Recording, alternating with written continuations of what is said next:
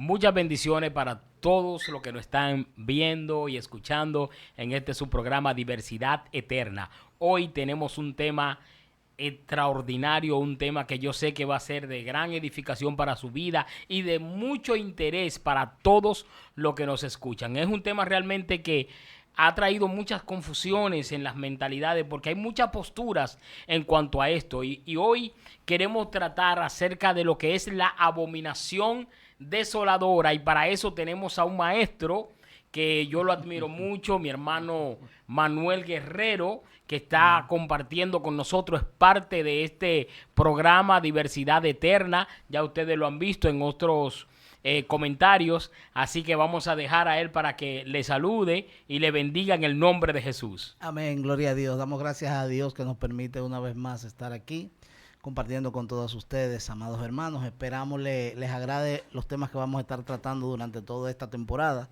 y esperamos en el nombre de Jesús que les gusten tanto que puedan dar clic y suscribirse en el nombre de Jesús. Amén. Explote esa campanita y suscríbase y comparta y comente también. Amén. En este momento quiero iniciar más rápido que de inmediatamente. No es que tenemos prisa, sino que a veces hay temas que realmente necesitan tiempo para ser desarrollados. Y más este que es acerca de la abominación desoladora. Y quiero iniciar leyendo un verso bíblico en Mateo capítulo 24, versículo 15, citado por nuestro Señor Jesucristo. Dice: por tanto, cuando veáis en el lugar santo la abominación desoladora de la que habló el profeta Daniel, el que lee, entienda. Amén. O sea, el que lea, o sea, el que escudriña, amén, que entienda. Esta palabra viene de referencia del libro de Daniel, capítulo 11, versículo 31, acerca de la visión que Daniel tuvo. Y realmente me interesé mucho en este tema y queremos aclararlo porque, como le dije, hay muchas posturas en cuanto a esto. Por ejemplo, Daniel habló de la abominación desoladora, pero muchas personas tienen o tienden que ya esto se cumplió. Se cumplió, ¿en dónde? Hablamos de, por ejemplo, de Antíoco Epifanes, el cual dice la historia de que este hombre agarró en el lugar santo, en el templo, y empezó a sacrificar cerdo. Pero aparte de sacrificar cerdo, colocó un ídolo a Zeus, al dios Zeus. Entonces, para que lo adoraran.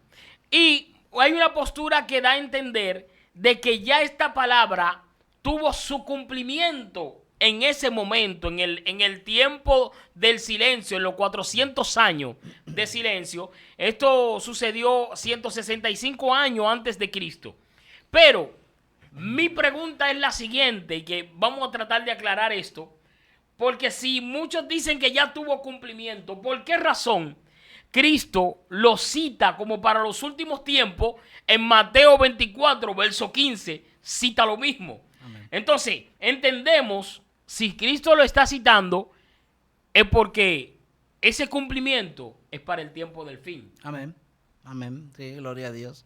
Sí, realmente, amado hermano, tenemos que tener siempre en cuenta que el libro de Daniel es un libro que Dios le dice, Dios da la revelación a Daniel, pero también es un libro que, digámoslo así, queda inconcluso, porque Dios le dice a Daniel: sella el libro, cierra el libro y sella la palabra, porque esta profecía es para el tiempo del fin. O sea que es un libro que, digamos, queda inconcluso. Podemos tener en cuenta, claro, también que tanto el libro de Daniel como el libro de Apocalipsis es más o menos la misma profecía, trata de lo mismo, pero a diferencia de Daniel, el libro de Apocalipsis, la revelación es dada a Juan, se le dice lo opuesto que se le dice a Daniel. A Juan se le dice: no cierres el libro y no selles la palabra, porque ya esto es, ya esto forma parte del fin. O sea, la diferencia está en que el libro de Daniel tenía un cumplimiento, digamos, a corto plazo o un plazo, digamos, medianamente más antes, pero realmente el cumplimiento profético exacto lo tiene en el libro de Apocalipsis. Y eso es lo que está citando nuestro Señor Jesús en Mateo 24:15.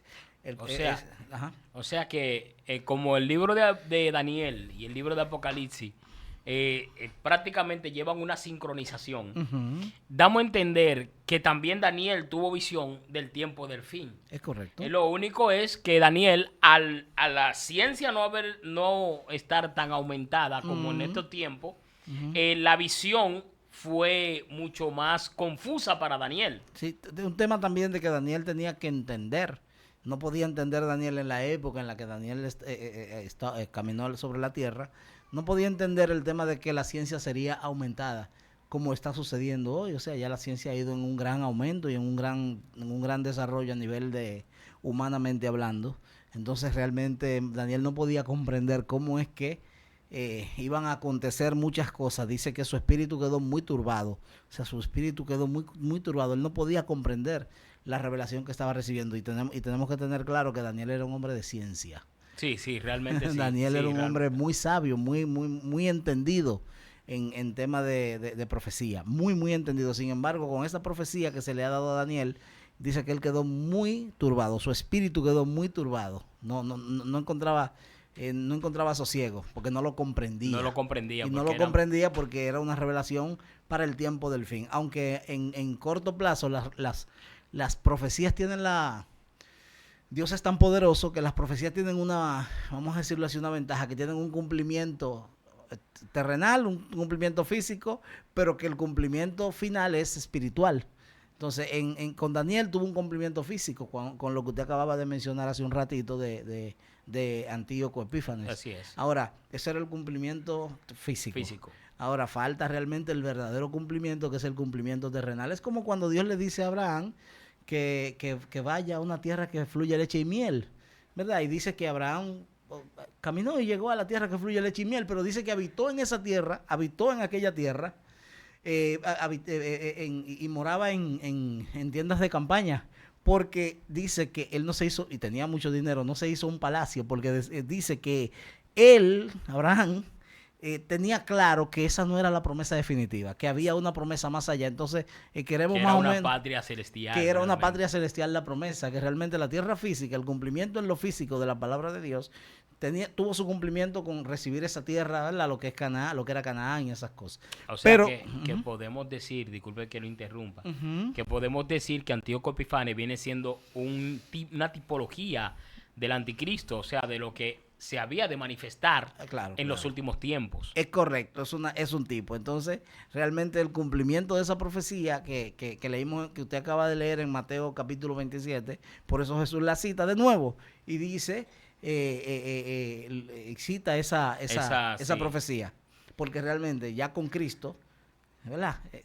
Tiene un cumplimiento espiritual, o tendrá un cumplimiento espiritual. ¿Sabe que la mayoría de posturas que nosotros hemos acogido en estos últimos tiempos es por asunto de que al uno no conocer y que los tiempos han ido cambiando y la ciencia ha aumentado tanto, nosotros siempre hemos dado interpretaciones de la Biblia conforme a cómo el sistema ha ido creciendo, o sea, cómo la ciencia ha ido avanzando, y hemos dado interpretaciones bíblicas conforme a lo que nosotros hemos visto y a nuestras limitaciones.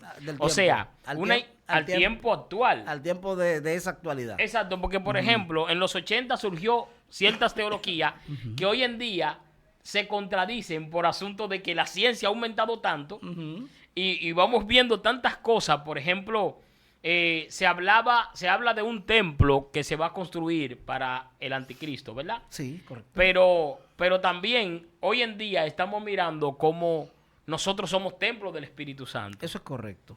¿Verdad? Somos templos del Espíritu Santo, pero ahora, ¿cuál es el templo que realmente quiere habitar Satanás? ¿Si es un templo físico o es el templo?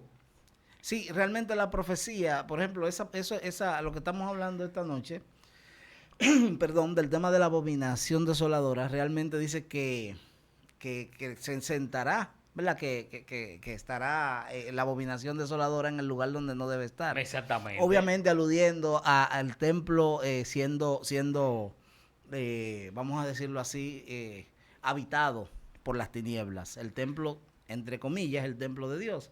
En aquel momento tuvo un cumplimiento físico, Correcto. como decíamos, que con Antíoco Epífanes, ¿verdad? Sacrificando cerdos, que todos sabemos cómo la palabra de Dios prohíbe, y más en aquel tiempo, el consumo de cerdo y cómo había, ¿verdad?, un rechazo hacia la carne de este tipo de animalitos. Y además de eso, tenemos el tema de que es un cumplimiento en el tiempo físico. Ahora, vamos a hablar de cuál es el cumplimiento espiritual. Exacto. Y en el cumplimiento espiritual tenemos una interpretación desde hace unos 30 años que en lo personal y conforme a lo que conocemos de las escrituras está muy, muy errado. Claro, porque mire dónde está el detalle. Uh-huh. Porque dice que hará cesar. Uh-huh. La Biblia dice, claro, hará cesar los sacrificios. El sacrificio continuo. El sacrificio continuo. Es correcto. Y el sacrificio continuo tenía que ver con sacrificar un cordero en la mañana, uno en la tarde, uno en la... O sea, había todos los días ese sacrificio se hacía en el templo. Ahora, no hay templo.